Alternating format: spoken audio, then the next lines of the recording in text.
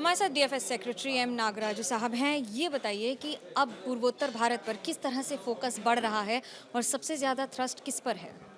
The Government of India attaches highest priority for inclusive development, and financial inclusion is a critical and important part of that objective of the Government of India. We want to establish at least one banking channel in each village in the Northeast. There is a little bit of challenge in the Northeast because digital connectivity is very poor. Without digital connectivity, we can't establish the banking network. So we have requested all the state governments to provide the connectivity as quickly as possible so that we will be able to do it. In the last 5 years, we have done tremendously. We have established more, our network has increased by almost 60%. Either banks, ATMs or digital banking units. According to you, which is the biggest achievement when it comes to Northeast region for the banking services? Because people still feel there are many more challenges. Yes, challenges remain, but the number of branches we increased is tremendous in the last 5 years. If you look at the banking correspondents, it is actually almost triple number and higher than the national average.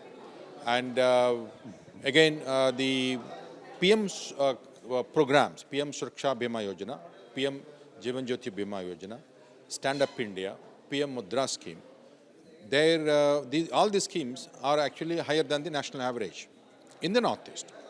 And Northeast has great potential. We want to ensure that Northeast derives that benefit. For example, you have large-scale organic products possible in the Northeast, starting from Arunachal Pradesh to Tripura. But what we require is marketing and aggregation of product and marketing. For that also we have scope for providing support through NABARD and SIDBI.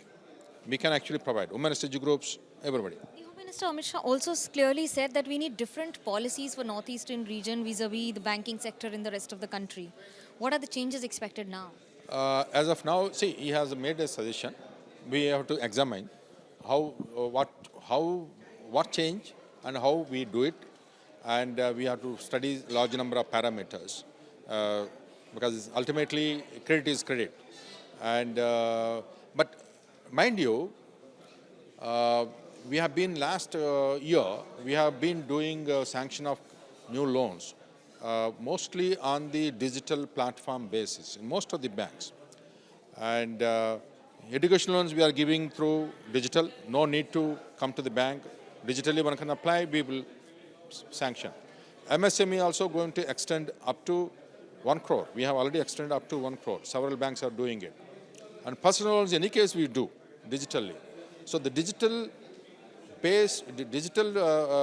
digitized sanction of credit, that is going to be our goal.